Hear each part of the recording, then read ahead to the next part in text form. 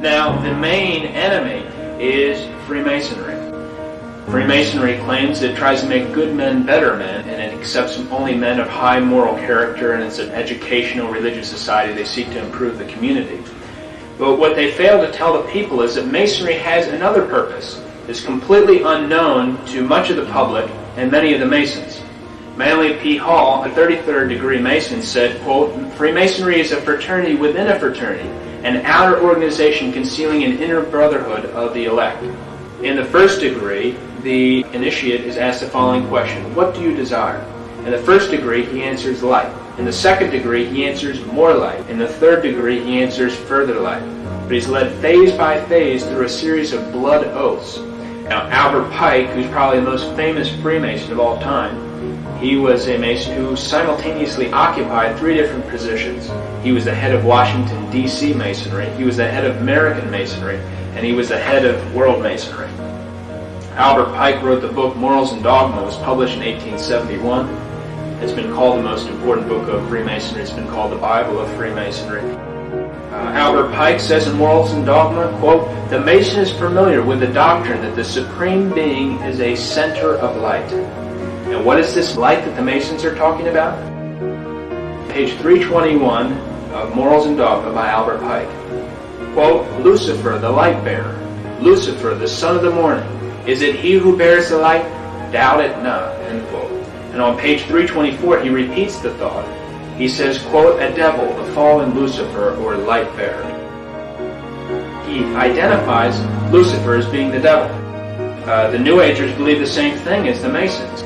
Manly P. Hall wrote the book, The Lost Keys of Freemasonry. He says this, quote, "When the Mason learns the key is the proper application of the dynamo of living power, he has learned the mystery of his craft. The seething energies of Lucifer are in his hands." End quote. So the Masonic writers are telling the public they conceal the worship of Lucifer from the rest of the Masonic Lodge. In the 28th degree, the symbol, this is for the degree Knight of the Serpent, it has a snake biting its tail. And what looks to be a friendly person, but you look in the reflection here, as you can see, if you turn around, it's a demon.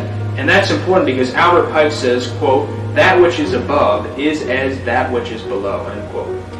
The House of the Temple in Washington, D.C., which is where Freemasons receive their 33rd degree. You have to be chosen to be a 33rd degree Mason.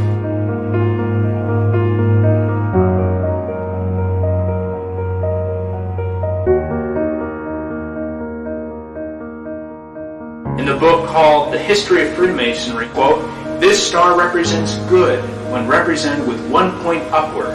And the page reads on, quote, "But when turned with one point down, it represents evil." End quote. The pentagram is one of the biggest symbols in Satanism. The Masons definitely believe in symbology and numerology, and they have a fascination with the number 33. But what we know as Freemasonry came most recently from the Order of the Knights Templar movement in the 1300s. Actually came before that, in the year 43 AD, from a group called the Mysterious Force. That's actually where Freemasonry came from. And this following information is from a book called The Origin of Masonry.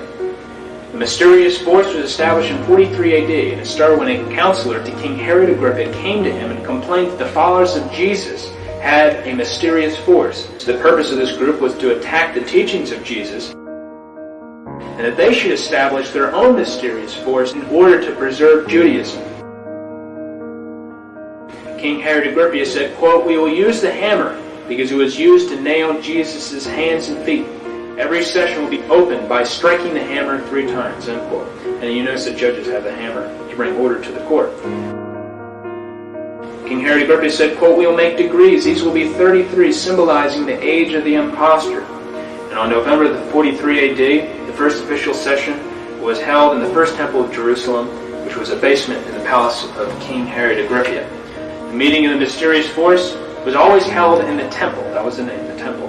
And in 1717, modern Freemasonry changed it to the name of a lodge.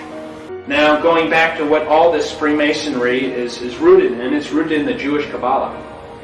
The Cabala is a Hebrew word for received tradition. The Jewish Cabala is a medieval Jewish book of occult philosophy and magic based on mystical interpretations of the Old Testament. The Cabala is important with magicians, sorcerers, witches, Satanists, as well as Masonic philosophers. And all the things I just mentioned that are rooted, talked about Freemasonry, gets back and is rooted in the Jewish Cabala. The book Morals and Dogma has 65 pages dealing with the Cabala.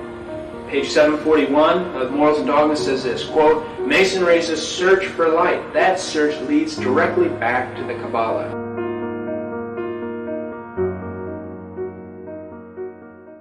This is Edward Alexander Crowley, also known as Aleister Crowley. He styled himself the wickedest man in the world.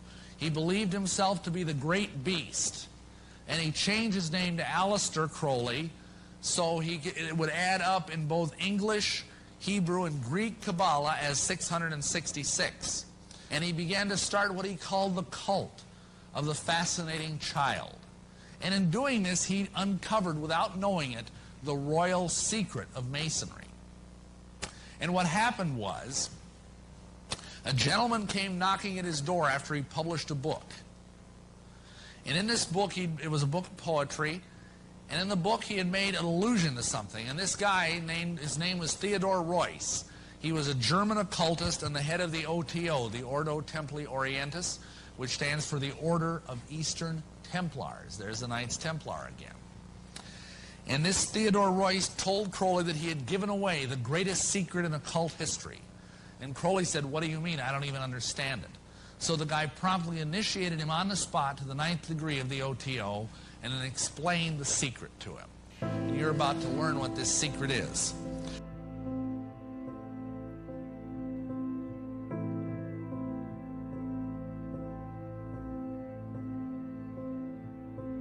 The secret is that as a Mason, you are promised immortality. Where do they get their promise of immortality? Simply, the secret that Crowley uncovered, probably through demonic intervention, is the secret that this immortality is conveyed through tantric sex magic.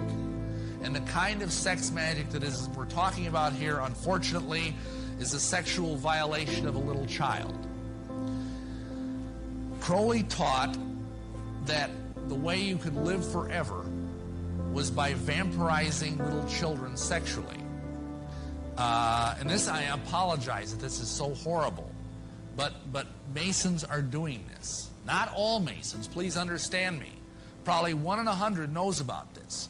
But this is a significant enough problem that I feel compelled to share it with you.